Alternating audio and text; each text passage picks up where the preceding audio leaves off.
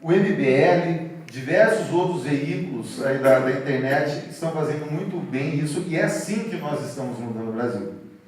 Porque até pouco tempo atrás, até ali 2012, era todo mundo escondidinho na internet, até explorar aquela revolta dos 20 centavos, que fez todo mundo ir para a rua. A esquerda que promoveu aquilo perdeu o controle da coisa, sobrou para quem? Para a presidenta. Né? Eu costumo dizer que eu gosto muito da Dilma porque é ela que enterrou o PT. Né? Sim, é a pessoa mais zoada da história do Brasil. Né? E faz sumir assim. Então, o que nós temos que fazer agora que nós dominamos a internet, agora que nós existimos? Nós temos que dobrar a meta. Né? Como dobrar a meta? Eu diria que é esse caminho, da informação, cada vez mídias e mais mídias, porque as pessoas até pouco tempo atrás não tinham acesso a isso. E muitas pessoas que hoje estão na faculdade aprendendo só marxismo, aprendendo só abobrinha, um fanatismo, uma seita política que está envenenando a nossa sociedade. Grande parte dessas pessoas o fazem por não terem acesso ao outro lado da coisa. E se deixar na mão deles, é assim que vai acontecer sempre. Eles querem monopolizar o debate, diz que havia um pessoal de esquerda aqui, estou esperando. Eu gostei quando eu soube que eles iam vir, porque eu adoro matéria.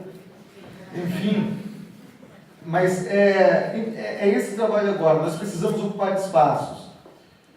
Como o Kim, o Luiz Felipe estão lançando livros, então nós estamos cada vez mais fortes no mercado editorial. Isso é fantástico.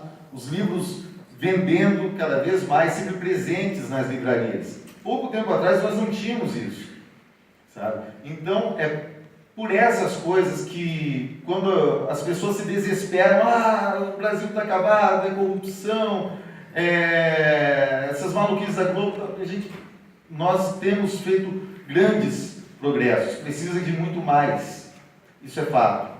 Precisamos nos mobilizar mais, nos comprometer mais com a causa. Assim como o lado de lá consegue se comprometer. É claro que eles têm uma estrutura gigantesca, incomparável à nossa, por exemplo, a questão dos sindicatos, né, que é a forma que eles têm para mobilizar as pessoas. Né?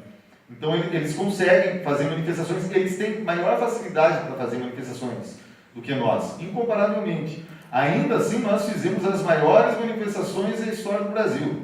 Né? E é por isso que eu digo que Deus é brasileiro. Porque, gente, a coisa até 2013 ali estava praticamente hegemônica. E eu praticamente já não via mais saída para o Brasil. Nós conseguimos fazer as mega manifestações, esse ciclo passou, então agora é realmente difícil mobilizar as pessoas para as ruas, mas nós existimos. Pela primeira vez, nós existimos, nós estamos aqui, nós estamos desenvolvendo uma cultura, vertentes mais conservadoras, focadas na questão cultural, vertentes mais liberais, libertárias ou anarcocapitalistas, aí concentrando, sobretudo, na questão estrutural, na questão econômica, que também é muito importante, como, por exemplo, o movimento federalista, que tem um modelo muito interessante para o Brasil, que eu acredito que um novo Brasil passa necessariamente pela descentralização de poder. Então, a descentralização de poder é a tomada cultural das universidades, né, que é uma coisa assim fundamental, porque é aí que formam-se as novas gerações, é aí que formam-se os formadores de opinião, né, e eles já perderam a hegemonia, de fato. A hegemonia acabou, a hegemonia tem na grande mídia agora, né, praticamente. Eles estão batendo cada vez mais pesado, mas nós também estamos batendo, nós não estamos quietos, muito pelo contrário, são boicotes muito justos que estão sendo feitos. A Rede Globo, que encabeça tudo isso, agora a Veja também, e tem gente que fala que a Globo e a Veja são de direita, muito pelo contrário, são veículos do PSOL, aquele psolismo puro, né? e eles estão enfrentando resistências. Outra coisa que eu vejo também acontecer, deixa eu ver quanto tempo que está aí, beleza. Outra coisa que eu vejo acontecer também é que cada vez mais as igrejas estão se mobilizando, e isso é fundamental, porque os católicos, os evangélicos, eles têm uma força muito grande, mas muito grande. Só os evangélicos ou só os católicos, se organizarem, eles elegem um presidente tranquilamente no Brasil, né? E essas pessoas estão, pouco a pouco, percebendo que o diabo veste vermelho. Isso é fundamental, minha gente.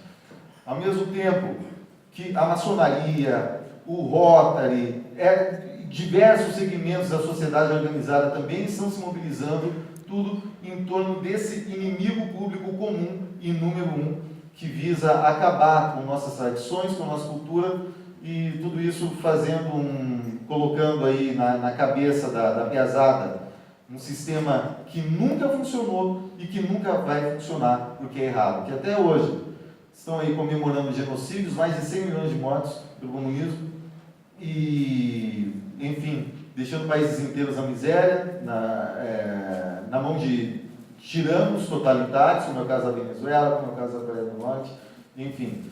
Vamos mudar isso, nós estamos no caminho.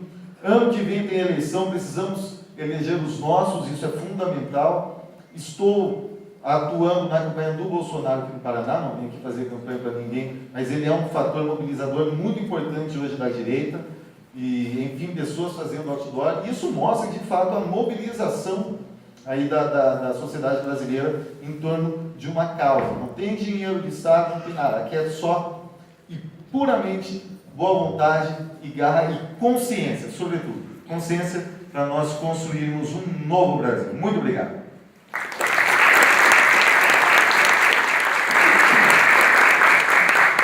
Obrigada, Eder Borges. Agora nós temos um outro fenômeno daqui de Curitiba, que eu acho que muita gente aqui deve acompanhá-lo já no YouTube, né? O Rafael Lima. Ele tem 300 mil inscritos no canal dele, com 3 milhões de visualizações mensais. Então, passo a palavra agora para o Rafael Lima, para que fale um pouquinho, né, do seu trabalho e também desse momento aí, em que nós temos que despertar as pessoas para que seja uma mudança aí da transformação do Brasil. Obrigado. Só uma coisa, eu tenho 5 minutos ou 15 minutos? 5 minutos. 5 minutos, ok, vamos lá. Obrigada. Então, eu queria pegar um pouco na pergunta que foi feita antes da gente encerrar hoje com o painel, que é, mas por que o Judiciário, se o Judiciário não fizer nada, o Ministério Público, poxa, o Ministério Público não fez nada, ou fez, ou e se o juiz deixar de fazer? Tem um problema muito fundamental que às vezes as pessoas não percebem, é que assim, a Constituição é só papel. No fim das contas, a Constituição não tem uma capa mágica que sai dando porrada em quem comete crime. É a justiça e a polícia. E isso vai ser resguardado ou não pelas ideias de vocês.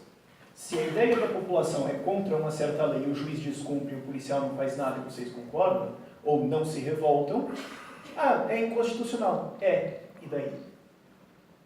A Constituição, no fim das contas, é um texto de recomendações. O que vai valer é a interpretação de 11 juízes do Supremo Tribunal Federal e o que vocês vão fazer caso eles interpretem isso certo ou errado. A Constituição per se não vai fazer nada. Ela é apenas um papel. Então, o que vai afetar são as ideias da população. E aí a gente entra num problema importante. A gente está conversando com um problema, mas para ter uma resposta adequada, a gente precisa de um diagnóstico adequado. Você falou muito da ameaça vermelha. Sim, existe. Então, onde que ela veio? Caiu do céu? Como é que se então conseguiu mudar toda a mentalidade para conseguir implantar isso tão rapidamente? Estranho.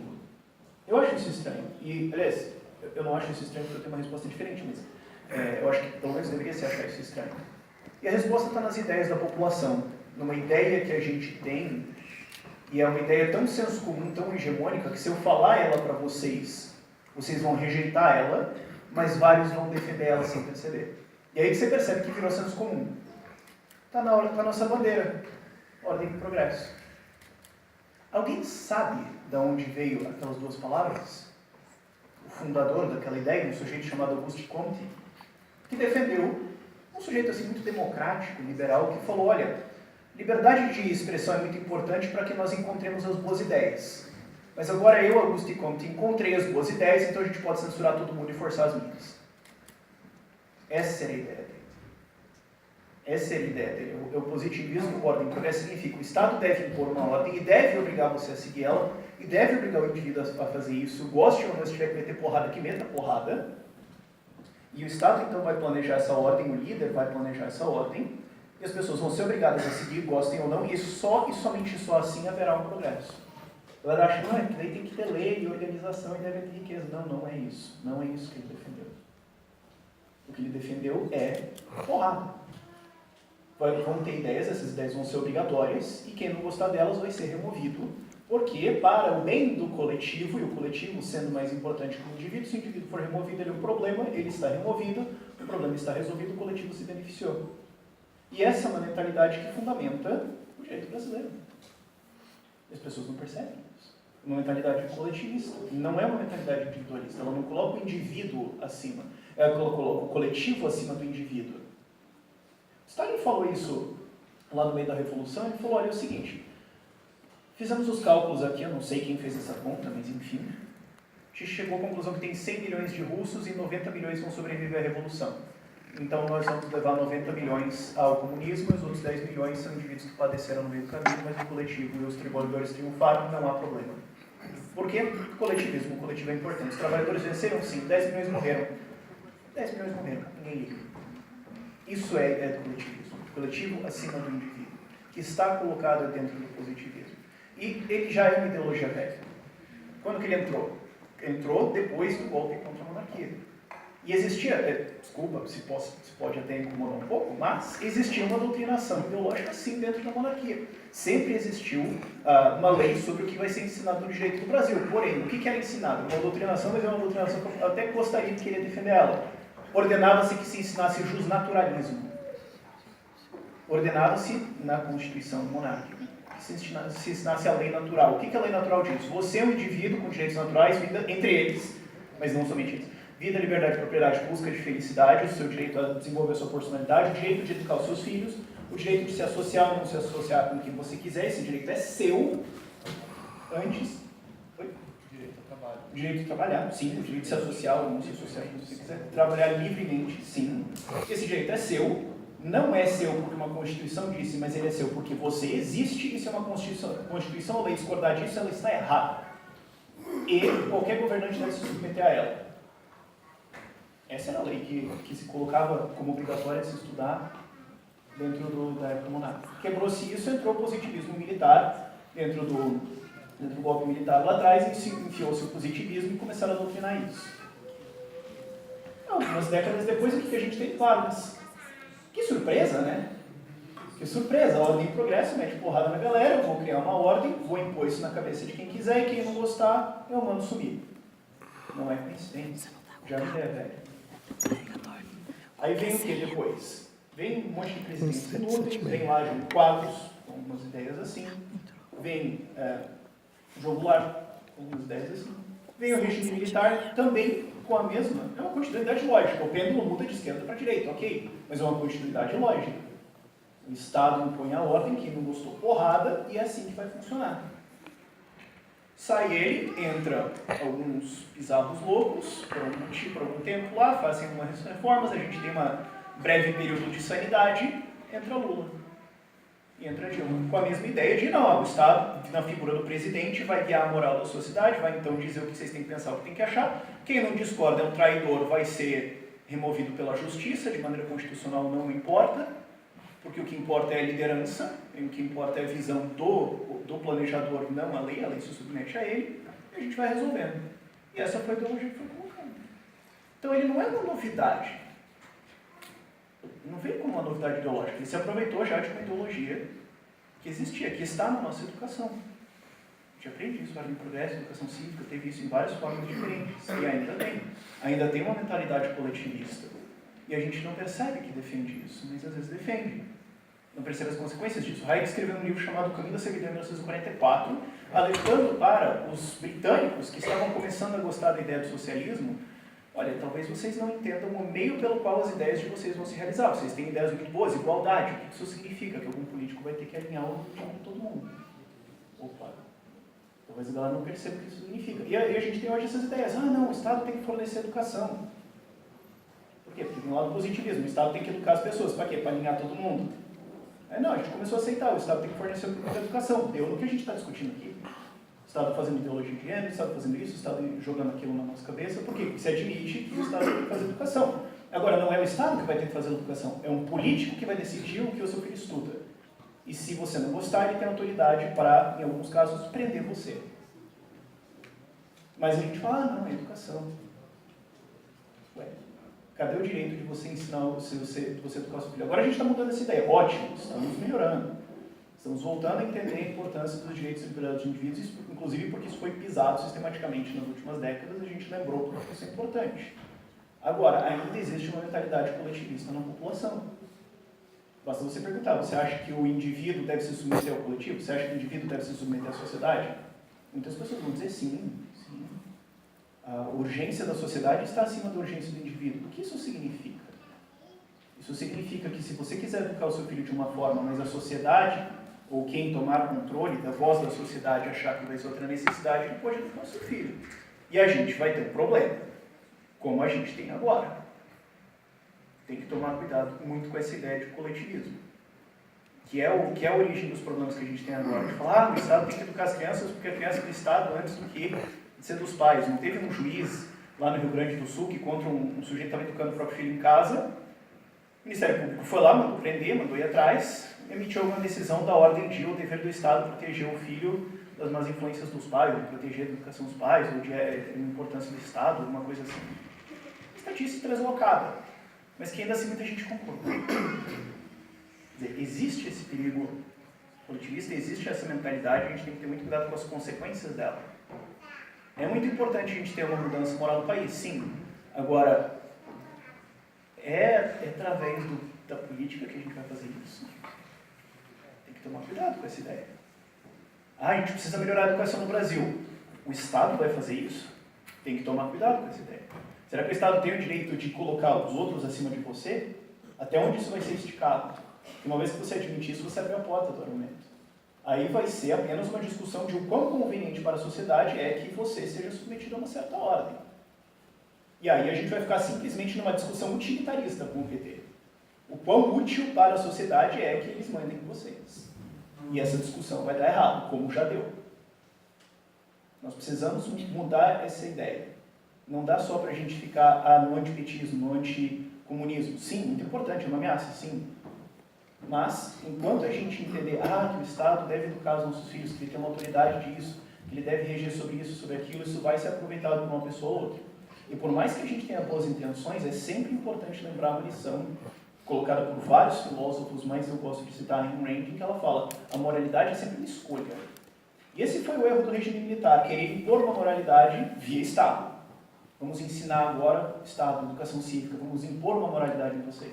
A moralidade é uma escolha. Se você não entende o valor de uma moral, a importância dela, a utilidade dela, de onde ela veio e de onde ela vai levar você, se eu só ponho um fuzil na sua cabeça e obrigo você a ser moral, no momento que eu tirar o fuzil já era. Só que aí a gente teve décadas de ninguém lembrando por que é o valor disso, só sendo obrigado a seguir alguma coisa. Você cria aquela rejeição da coisa, deu no que deu. Moralidade é importante, sim, mas não é papel do Estado. Não é papel da lei nos fazer morais. E uma vez que você entrega essa possibilidade, uma vez que você fala que isso talvez esteja acima do indivíduo, a gente vai para cantos ruins. Pode ser que a nossa moral esteja agora sendo colocada. E, aliás, eu até me fico incomodado com a ideia de como é que alguém pode dizer, a sua moral pode ser muito boa, mas você acha que alguém deveria ser forçado a seguir isso? Perigoso. Pode estar no nosso controle agora, talvez a sua moral pode estar sendo ensinada. Mas a eleição acontece a cada 4 anos. E pode ser que daqui a 4 anos não seja mais a sua. A gente precisa entender a importância dos direitos naturais, do indivíduo como soberano de direito, como soberano dele mesmo, como detentor de direitos, e do governo como alguém que vai servir ao indivíduo. E que o indivíduo tem o direito de pegar de volta a autorização dele. Essa autorização não é do coletivo, não é dos trabalhadores, não é das mulheres, dos negros, é de cada indivíduo e pode ser retirada como foi ensinado para a gente na lei natural. A gente precisa lembrar disso. E no momento que a gente fala, mas o Estado pode, o Estado deve, a sociedade está acima do indivíduo, cedo ou tarde a gente vai acabar em um lugar muito ruim, estar nessa discussão aqui de novo. Essa é a mentalidade que precisa mudar. Essa é a nova briga agora e me preocupa, eu sei que muita gente não vai gostar disso, me preocupa que venha um candidato à presidência com um slogan de Brasil acima de tudo. Brasil acima de você? Brasil acima de você? Brasil acima de... E quando você discorda do Brasil? Me preocupa e muito isso, porque continua nessa ideologia. Pode ser que agora tome-se o controle, agora vai ser a nossa. Daqui a pouco não vai ser.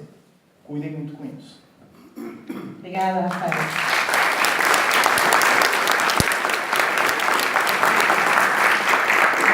Agora vamos passar a palavra para um convidado especial que nós estamos muito felizes que mudou sua agenda. Tem um lançamento do livro dele na próxima quinta-feira. Veio correndo de São Paulo, vai para Porto Alegre e vai voltar para Curitiba de novo. Você gostar de Curitiba, né?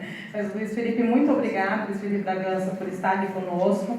O Luiz Felipe é administrador de empresas com mestrado em Ciências Políticas em Stanford, nos Estados Unidos, e possui MBA no INSEAD, na França. Atuou no JP Morgan, de Londres, e no Banco de Investimentos do Lazard Freres, em Nova York. Foi diretor do AOL na América Latina, passando o papel de empreendedor no retorno ao Brasil. Os altos custos que a burocracia, especialmente a corrupção, trazem ao país, o fizeram fundar em 2014, com outros ativistas, o movimento liberal Acorda Brasil. O Luiz Felipe ele tem uma ligação histórica com o nosso país, a sua família, né? Então, sempre foi muito curioso para estudar o que nos trouxe até aqui, né? Que é o tema do livro dele. Então, agradeço mais uma vez, Luiz, pela sua presença e passo a palavra para você.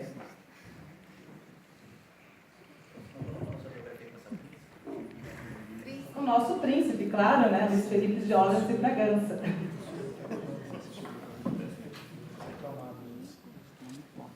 Obrigado, Denise. Obrigado ao Movimento Brasil Livre. Acho que a importância desse movimento para o Brasil é contumaz, sobretudo nesse momento de grande inflexão de pensamentos e de visões. Muito obrigado aqui por estar junto com os outros palestrantes. Muito obrigado a todos vocês estarem comparecendo. Eu vou me ater aqui ao tema do debate, que era eu, agente de mudança, né? Eu acho que a minha iniciativa, ela surgiu de análise, ela surgiu de retração à timidez, a ler, a estudar um pouco mais e ver o Brasil como um caso, como eu via antes, quando eu estudava. E então voltei com aquela disciplina que eu tinha antes. E à medida que eu fui descobrindo, fui lendo, os mitos começaram a se cair por terra, mas umas realidades começaram a brotar com uma tal contundência que me chocou, ao ponto de eu começar a me mobilizar politicamente. A razão pela qual comecei a me mobilizar politicamente, me expor mais publicamente, é porque, de fato, temos um problema tão profundo que nós não discutimos, em absoluto. E aí nós revertemos, então, ao cerne do problema e ao cerne de uma série de problemas aí, até mitológicos na nossa psique, sobretudo concernente ao nosso atraso. O que de fato nos atrasa? Por que somos um país com IDH, Índice de Desenvolvimento Humano, medíocre, com um país riquíssimo debaixo de nossos pés, com mais de 200 milhões de habitantes, com uma capacidade de trabalho ímpar, que não dá para se replicar no mundo, e temos aí uma qualidade de vida medíocre. Alguém está ficando com essa diferença. O povo é rico em trabalhador, o povo é rico em energia e em trabalho, isso é capital. Assim como o país é rico em capital, em recursos naturais, em vastidão e oportunidades, mas temos mediocridade. Onde é que está? Quem está ficando com essa diferença? O Estado é a resposta. A nossa organização do Estado. Quando a gente fala de organização do Estado, a gente tem que voltar ao que baliza o Estado. Que ideia é essa? É uma ideia. O Estado é uma ideia. Pátria, nação, moeda, bandeira, símbolo, heráldico. Isso são ideias, são conceitos. Eles não têm valor nenhum se valor não é associado a eles. Assim como o ouro. O ouro não tem valor algum se nós não associarmos valor ao ouro, assim como qualquer moeda. Então, todas esse conjunto de ideias que nos balizam aqueles que nos representam, estão sintetizados em uma coisa chamada-se Constituição. A Constituição do Brasil é que permite, é que limita, é que cria, é que proíbe. Ela é que materializa a realidade em qual vivemos. Queremos a gente ou não, obedecemos ela ou não. Isso quanto mais, é que nós temos que entender a função de uma Constituição em qualquer sociedade moderna. Dizer não a esse conhecimento é sempre entrar no grande problema que vemos hoje, que, no meu ponto de vista, temos que ter uma evolução brutal ainda em discurso político. Apesar de nós estamos aqui nos apresentando uma ideologia nova, falamos de liberalismo, capitalismo, iniciativa privada, uma série de coisas. Mas não falamos da coisa principal, que chama-se Estado. Falamos sim de política, combate político. Esse sim, falamos bastante. Ideologia de gênero é um combate político. Isso é privatização, é um combate político. São temas políticos. Mas e o que está por baixo disso tudo? Uma organização de Estado. Existe aí um grande problema de Estado no Brasil. O jeito com o qual nós nos constituímos. Então, identificamos aqui, imagine aqui uma tela, similar àquela tela que o Deltan apresentou, do Lula no centro e todos os problemas apontando para o Lula. É exatamente isso a questão que temos no Brasil. Todos os problemas apontam para a Constituição. Está tudo lá. Está tudo lá. Temos problemas trabalhistas? Está na Constituição. Temos problemas de federação? Está na Constituição. Temos problemas de corrupção? Está na Constituição. Temos problemas de preços controlados? Está na Constituição. Temos problemas de privatização ou empresas estatais controlando demais a coisa pública? Está na Constituição. Problemas de não ter punição? Está na Constituição. Problemas de ter punição inadequada? Está na Constituição. Tudo está na Constituição. Absolutamente tudo. Então eu não só li a Constituição de 88, li a de 69, li a de 67, li a de 46, a de 37, 34, a de 1891 e a de 1924. Então fiz uma análise histórica do Brasil e paralela também. E o que determina-se aí? 4 problemas estruturais, muito importantes. Primeiro, muita concentração de poder na mão do Executivo, Presidente da República. Segundo, muita concentração de poder em Brasília, jurídico e tributário. Tudo em Brasília, na mão de um comandante de Brasília, que chama-se Presidente da República. Centralismo total. Terceiro problema, o povo brasileiro, a soberania popular tão aclamada da nossa Constituição cidadã, simplesmente não existe. Porque existem artigos que conflitam com esse princípio de soberania popular. Na dúvida, quem é que ganha? Povo ou Estado? Estado. Claro, Estado é que é o soberano. Então não temos soberania popular, além de um voto que nós acreditamos hoje, seguramente, que é fraudável. Um sistema eleitoral fraudável. Também não vamos dizer que no passado não existia fraude. Claro que existia fraude. Não é o voto impresso que vai mudar a coisa. É a possibilidade de ser auditável. Esse sim. Mas enfim, isso é outro quesito. Então não temos soberania popular. E o último problema é o problema que a maioria perde a maior parte do tempo, é discutindo intervenção do Estado na economia. Esse sim também é muito importante, sem dúvida. E esse sim é talvez o que pode enganar a todos, achando que, muito bem, vamos então liberalizar a economia e está tudo resolvido. Vamos então implementar o capitalismo de fato, implementar o lucro não regulamentado, assim como a propriedade privada não regulamentada, assim como a livre iniciativa não regulamentada. Temos aí capitalismos de fato, o que nós de fato não temos. Nós temos regulamentação desses 3 pilares do capitalismo. E que está tudo bem. Não está tudo bem. O Estado é muito além disso. Não existe tal coisa como capitalismo, que da real intento do capitalismo, assim como definido por Adam Smith, assim como foi o intento de Adam Smith, de libertação dos mais carentes, e não como opressão dos mais carentes, esse capitalismo eu sou muito favorável. É o capitalismo que dá poder ao pequeno fica grande, sem o Estado ter que intervir com regulamentação, sem assistencialismo, sem nada disso. Esse real intento de Adam Smith é o que tem que ser preservado aqui. e que foi totalmente desvirtuado nas discussões. Então, de fato, nós não temos capitalismo no Brasil. Nós não temos capitalismo no Brasil. Nós não temos também liberalismo no Brasil. Não existe nada liberal na nossa Constituição. Absolutamente nada liberal. Ah, mas ela permite o lucro. Ah, mas isso é o capitalismo? É só lucro, então? E a livre iniciativa não regulamentada? E a propriedade também não regulamentada? Existe propriedade plena no Brasil? Claro que não. Em uso, registro, posse, venda de propriedade, temos regulamentação. Então não temos capitalismo no Brasil. Precisamos ter capitalismo no Brasil. Muito bem.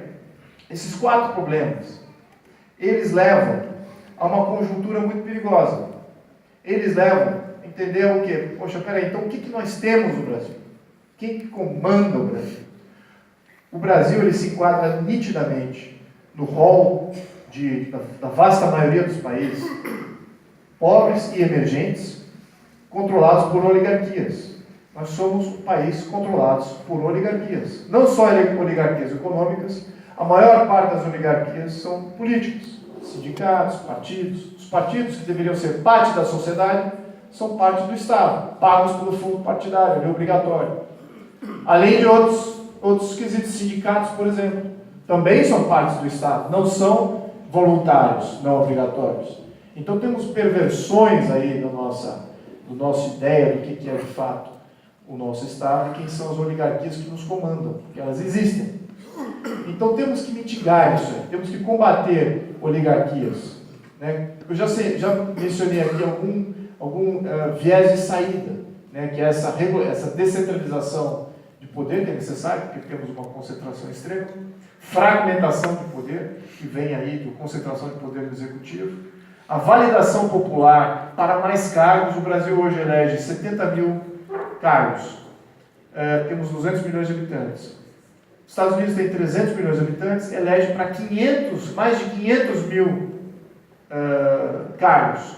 Significa que secretários, burocratas, administradores que ocupam outros cargos públicos são eleitos diretamente pelo povo. Ah, mas tem um detalhe, lá eles conseguem revogar também. Revogação de mandato é muito mais rápida. Em 90 dias você remove alguém por um baixo assinado. E isso é necessário no Brasil, para que evoluamos politicamente.